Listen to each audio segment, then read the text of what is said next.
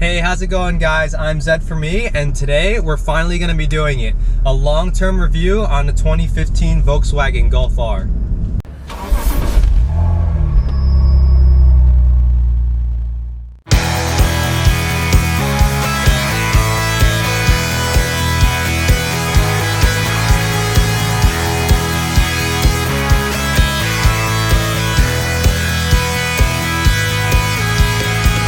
So before I even start this review, I really want to say thank you to those of you who watch my videos and who support my channel by subscribing and liking my videos and commenting.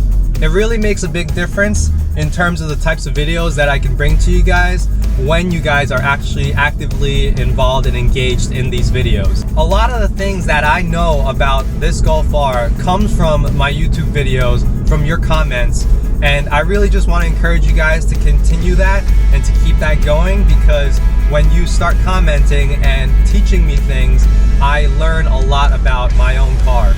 Because of your support, I'm actually able to get my hands on a lot of things that I wouldn't have otherwise. So I really thank you for showing your support for this channel, and I hope that you'll continue to, so that I can continue to bring you good content and I can continue doing videos like these. So I have owned the Golf R now for a year and a half, a little bit over a year and a half of ownership, and I have a lot of feelings for this car, both good and in some ways bad as well. And I think that's what you guys want to hear. You guys want to hear what's great about this car, but at the same time, you want to know what flaws it has. I think what you guys want to hear about is really just how the Golf R has treated me. Has it been reliable? What kind of mods I've done to it, and really what I felt about those mods. And so let's get right into it. So this is a 2015 Volkswagen Golf R with a DCC package and a navigation package. This is one of the 500 pre-ordered Golf Rs. I ended up being number 361. And I'll start by saying that I've never been in such a sporty car that also has such a compliant ride.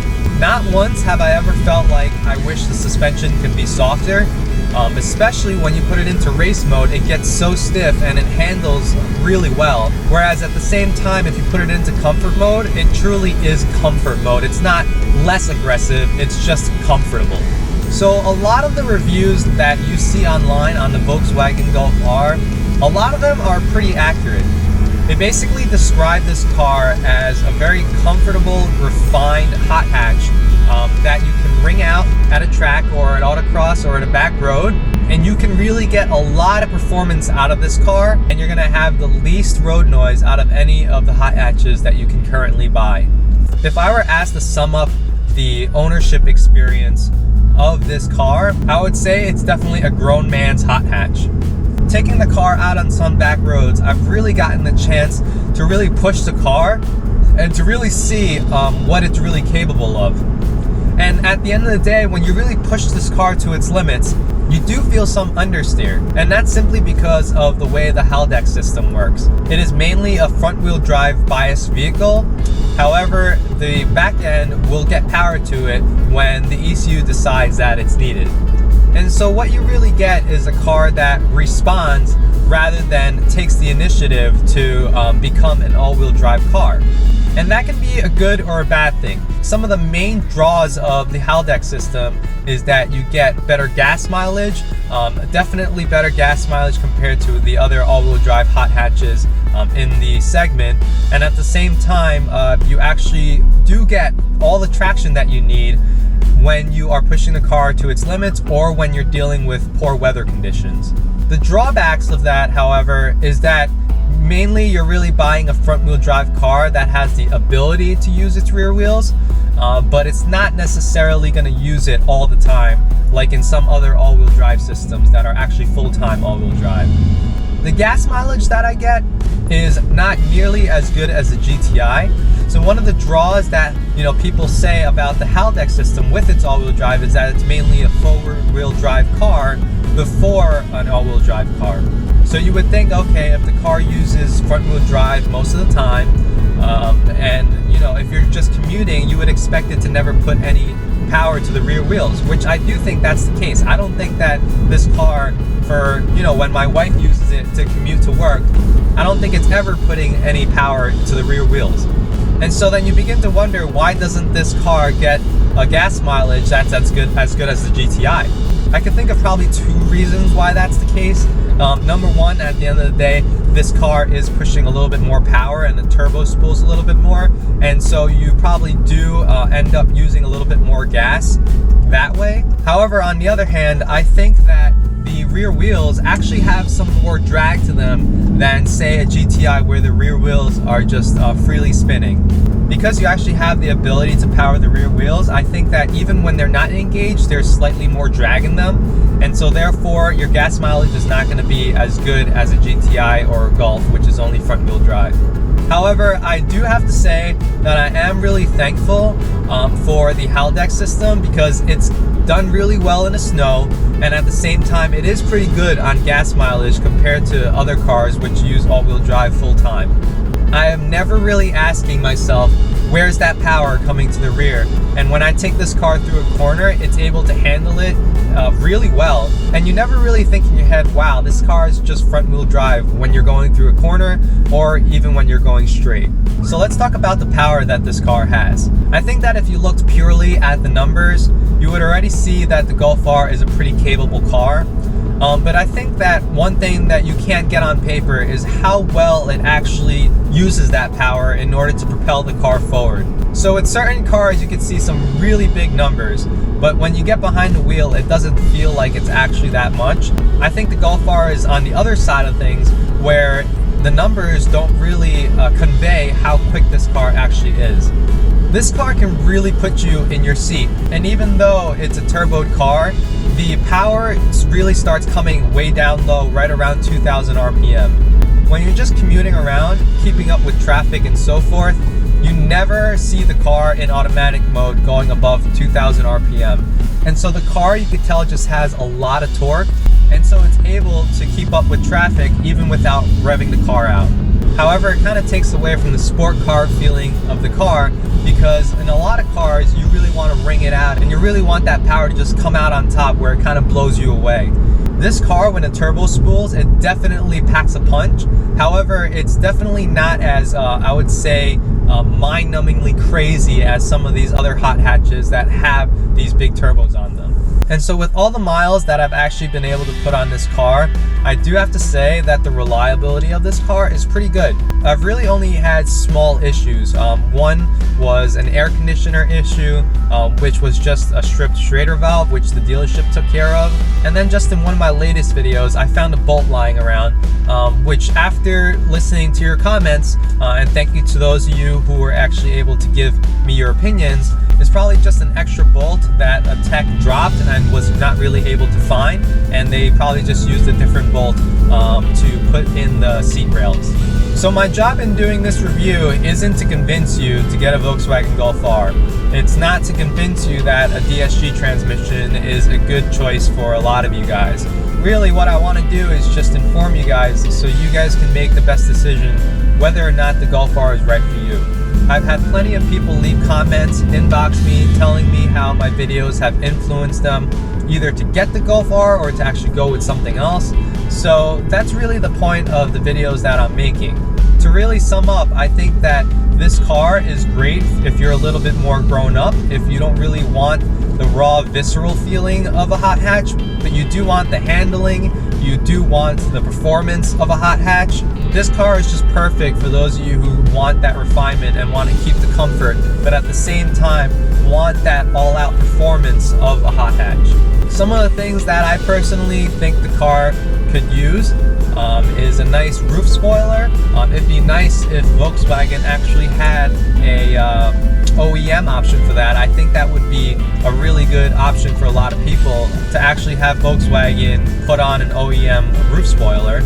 Another thing that I think this car needs is an exhaust that's just a little bit louder. Right now, on the outer tips on the Golf R, there is a flap which can close, which can open, and even on the open setting, I really don't find the exhaust to sound amazing.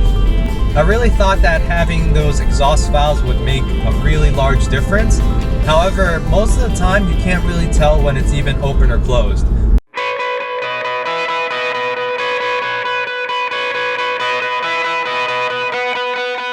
So let's talk a little bit about the DSG transmission and some of its pros, some of its cons. You guys know from my video on DSG versus manual, I talked about some reasons why you should get the DSG or the manual. All I want to talk about right now is some of the things that I like and some of the things that I don't like about the DSG, particularly in this car. The likes are pretty obvious. The car is really easy to drive, and at the same time the DSG transmission allows the car to reach performance numbers that would otherwise be impossible in the manual Golf R. You'll remember my first impression seeing how the tachometer just sweeps down when it goes into the next gear really quickly, as if it's being pulled into the next gear. I think that's something that's really cool about the DSG. I think it's cool that this DSG is actually able to hold boost between gears, keeping that turbo spooled so that you're continually being propelled forward without any turbo lag whatsoever. But then we come to some of the downsides of the DSG, especially in this car, because I have driven DSG transmissions in other vehicles and they don't actually behave the same way. The first of which probably just has to do with the way Volkswagen tuned this DSG, and this DSG likes to upshift the first chance that it actually gets. And so a lot of times you'll feel the car lugging a little bit, because it'll be in like second going into third gear, bringing all the RPMs down to like 1,000. And as we all know with turbo cars, you don't really want to lug the car in a higher gear than it needs to be in. So that does make me wonder about the long-term reliability and like years down the line. Maybe if there will be more carbon buildup inside the engine, or if you're going to have some pre-ignition issues with the fuel. I'm sure this is something that might show up years down the line. However, at the same time, I do trust Volkswagen engineers. I think they know what they're doing, and I don't think they would compromise the reliability of this car just to maybe save 1 or 2 miles per gallon. There's one thing that I really dislike about this DSG. It's actually how it handles slowing down, especially when you're in automatic mode. When you're slowing down in a manual transmission car, you blip the throttle and then you downshift. And so you really get this smooth slowing down of the car. However, with the DSG transmission in automatic mode, when you're slowing down, you'll literally see your passengers' heads go like that when it switches down a gear. This happens especially so from third to second gear, not so much from second to first or the other gears. However, from third to second gear, it really will just kind of like jerk your head a little bit, because, and if you know how to drive a manual transmission, you'll know what it's like. It's kind of like the car just goes into second gear but doesn't blip the throttle at all. And so when I've driven DSG transmissions in other cars, it doesn't do that. It blips the throttle like it should, and so it's a very smooth transition all the way down from 60 down to 0. On this car, it doesn't like to do that. So it kind of forces you sometimes to just use the paddles and to keep it in a higher gear. And then what it does is it automatically shifts it down a gear when the revs are way too low to be in that higher gear. So if there's anything really bad about this DSG transmission, I would have to say that it's just how it brings you to a stop. Other than that, I really do like the DSG transmission in this car. Along with the refinement of the car, you're going to find a great audio system. I have the Fender audio system, which puts a subwoofer where the spare tire was. And in terms of audio quality, I don't really think you're going to find anything much better in this price range. And it's definitely a car where you won't need to upgrade the audio system unless you're a true audiophile and you just really want to mess with it. Most people who sit in this car are very impressed with how good the audio actually sounds. One of my most popular videos on my channel is 5 things that I dislike about the Golf R. I've actually fixed a lot of those things that I quote-unquote disliked about the car. That video definitely got a lot of attention and a lot of negative attention as well, because apparently you can't dislike a car that you buy. And it's really funny because in that video I never said that I disliked the car. I actually really love it. However, every car has its little flaws, and I just wanted to point that out in that video. So if I remember correctly, some of the things that I didn't like about it was that we don't have like the auto folding mirrors and the LED tail lights. Those are things that I've come to live with and I don't really mind anymore. Things that I did mind were the 19-inch wheels that I didn't think looked the best, and so I swapped them them out. Another thing on that video that I quote-unquote complained about were these seats. After a year and a half of use, you really do get used to them, and even on long drives, I find the seats very comfortable.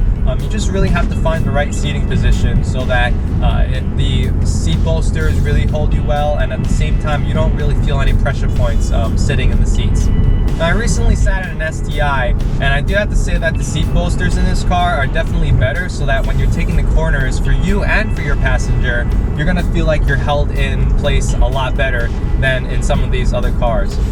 So let me just see if I can come up with a list of modifications that I've done to this car. I've had the Neuspeed power module, which is no longer on the car. I'm currently on Eurodyne stage 1.5 tune, which doesn't use any hardware, so it's just a tune on the ECU. I also have a Remus responder, which really changes the throttle mapping on the car. I also have Neuspeed RSE10 wheels in 18 inches on this car, as well as Pirelli P0 Nero all-season tires. I've got a couple of cosmetic mods as well, like this steering wheel wrap, these paddle shifter extensions, the gloss black roof wrap. All of these things I've done myself, and I have videos associated with them, so feel free to browse the channel and take a look at these mods if you're interested. So Neuspeed power module, it was like $300. On a scale of 1 to 10, I would give it a 7 or 8 out of 10. I would give it a 9 out of 10 if you really want to keep your warranty. It really does change the way the car feels. And so it's definitely not just a piggyback, which will give you a little bit of extra power. The power that it gives you is pretty substantial. Which brings me on to the Eurodyne Stage 1.5. This tune, if you keep it on your car and bring it to a dealership, will void your warranty when it comes to things related to the engine. However, I give this mod a 9 out of 10 if you really want to wake up the car. The difference between stock and stage 1 is so big, and so you're really going to see a huge difference in your 0 to 60 times if that's what you care about, but at the same time you're just going to have a lot more pulling power on the highway, and the extra horsepower and the extra torque is always welcome in a car of this caliber. The Neuspeed RSE10 wheels in 18-inch, I really love them. They're lightweight, and I think they actually do affect the handling of the car as well as the pickup and slowdown because of the less unsprung weight. So if you're thinking about getting wheels, I would definitely think about getting Neuspeed wheels, either in 17 or 18-inch. I don't think that the 19-inch wheels are completely necessary, as they're a little bit too big for the car, and really at that point it's just for aesthetics and it's not really for any sort of performance gains. The Pirelli P0 Nero all seasons, I think it's a really good budget tire for those of you guys who want something that is all season, because the stock tires on this car are summer tires, and if you want something with all season that gets the job done, it won't be 10 out of 10 on a track. However, it'll be 8 out of 10, 9 out of 10 when you're commuting and when you're taking corners just for fun. I think that it's a great option. I think I've maybe paid $375 for a set of 4. And so these are the same tires that I run on the Golf R as well as the Z4. And I've never really wanted too much more out of them. They're actually able to handle the snow really well in the winter time, and at the same time in the summertime, they're nice and quiet. So I would give these tires maybe a 7 or 8 out of 10. On to the paddle shifter extensions. I really like them. I know this is a little polarizing for some people because I actually didn't get the tape-on ones. I've got the tape-on ones for the Golf Mark 6, and I drilled into the original paddles. The way they came out, I think it looks really great. However, some people would disagree and say that I shouldn't have drilled into the original paddles. You can always get another set of paddles when I sell the car, so it's not really a big deal. If you watch that video, my impressions are still the same. I really do like the new feel of the DSG paddles. So DSG extension paddles, for me, 9 out of 10. For most people, probably a 6 or 7. The steering wheel wrap, I really like it. Some people won't because it requires a little bit of tape underneath. So some people think that it'll ruin the steering wheel if and when I actually take the wrap off. However, I really think that it gives the steering wheel a more premium feel compared to the thin steering wheel that comes with the Golf R. And so steering wheel wrap, for me, I'd probably give it a 7 or 8 out of 10. I really do wish that there was something that I could do to make the steering wheel thicker. It's still a little bit on the thin side, but overall not bad. The gloss black roof wrap, I mean, come on, it looks great. It makes the car look lowered. It makes it match with the side mirrors as well as all the black bits and pieces in the front of the car as well as in the rear. The gloss black roof wrap, come on, that's a 10 out of 10, easy. I think that if you were to own this car, you should definitely get yourself a gloss black roof wrap. It just looks amazing. So those are the things that I wanted to share with you guys in terms of a long-term review of this car. This car really has been an awesome experience to own. In a way, you really do get spoiled by this car because in a lot of ways, it's hard to reach the same level of performance in this price category. The car is practical because of the hatch. The car is comfortable because of the DCC suspension. The car handles really well. And the straight line performance of this car is something that you really can't argue with. If you guys have any questions about the Golf R that you would like answered, just leave it in the comments below, or you can direct message me. I'd be happy to answer any questions that you have. Please take a look around the channel. There's a lot of good videos on this car as well as other cars that I own, and some projects that I have going on as well. Thank you to those of you guys who are watching all the way to the end of this video. Be sure also to check out some of the merchandise that I have for sale. The link is in the description, so feel free to check it out. Once again, thank you guys for watching this video. I'm Zed for me, and I'll see you guys in the next one.